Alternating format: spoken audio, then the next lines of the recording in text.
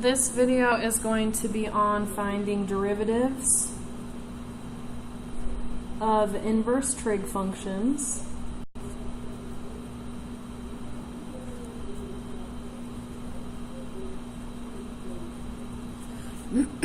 So the first thing we want to do is look at what each of the derivatives are. So the derivative of sine inverse of x is 1 divided by the square root of 1 minus x squared. The derivative of cos inverse of x is negative 1 divided by the square root of 1 minus x squared.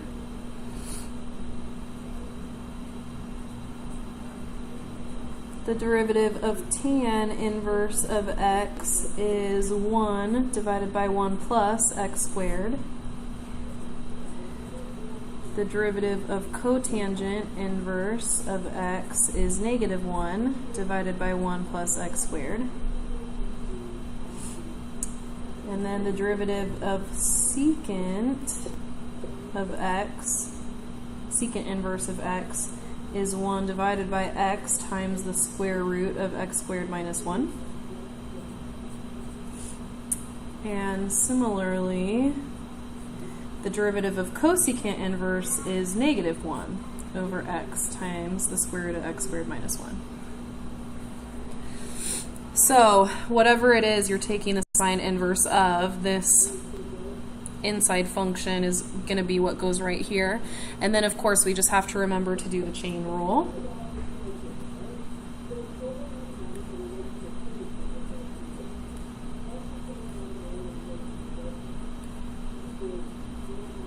So hopefully you guys are noticing that on a lot of these we have all these little shortcuts, and the shortcuts say, but do the chain rule, but then do the chain rule, but then do the chain rule. So that's something that we are going to consistently watch out for now.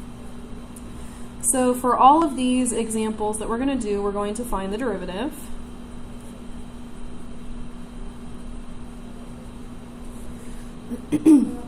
So the first example is given the function secant inverse of 2x. So if we're looking at secant inverse, we're looking at this shortcut, and the inside function is a 2x, so I know I'm going to put a 2x here and a 2x there.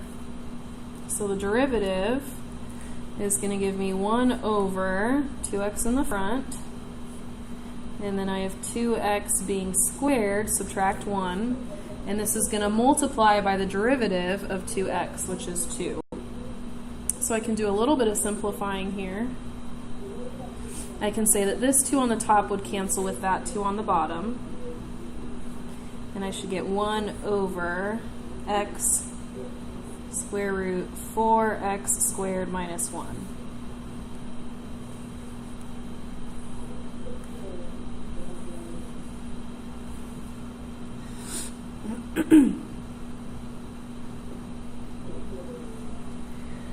All right, next, I'm going to look at the function square root of sine inverse of x.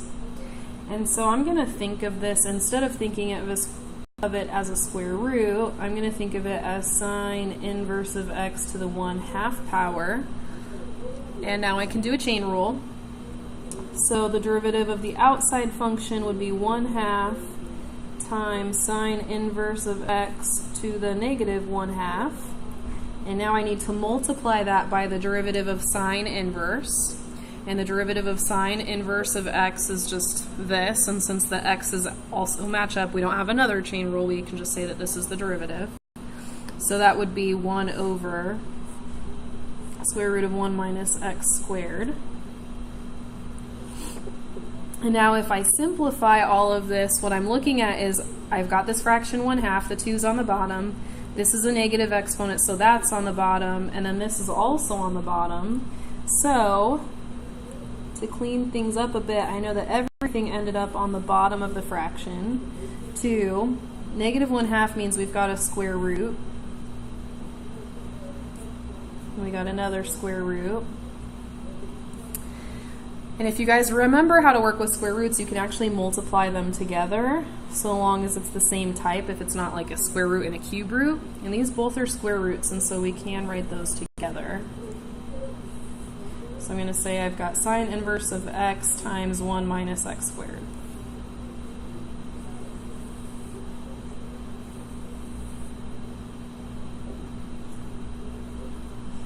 Although if you left it this way, that would have been fine as well.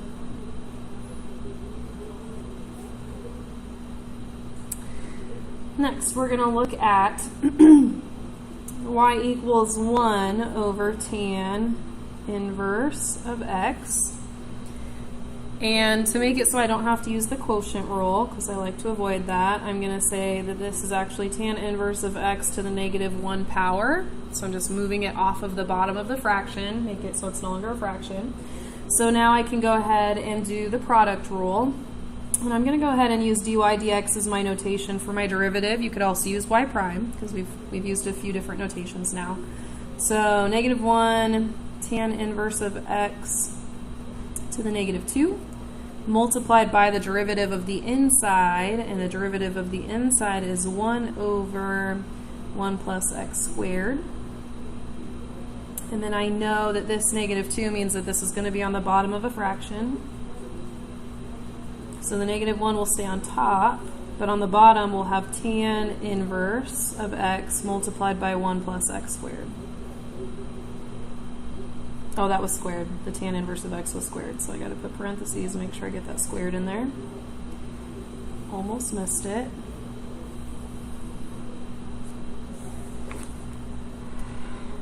And we're going to go ahead and do just one more example.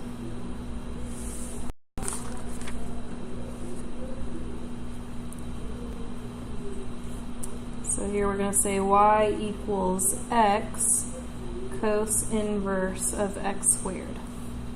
So I have one thing multiplied by another thing, so this is the product rule. And I'm going to say I'm going to do the first times the derivative of the second.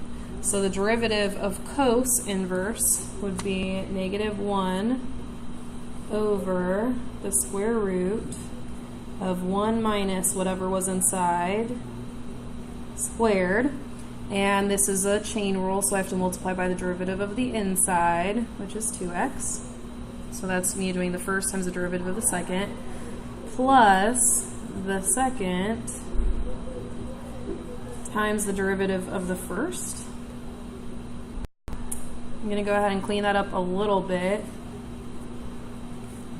So all the things that should go on the top of this, I've got an x and a negative 1 and a 2x, and so that's negative 2x squared. And then on the bottom I've got 1 minus x to the fourth plus cos inverse of x squared.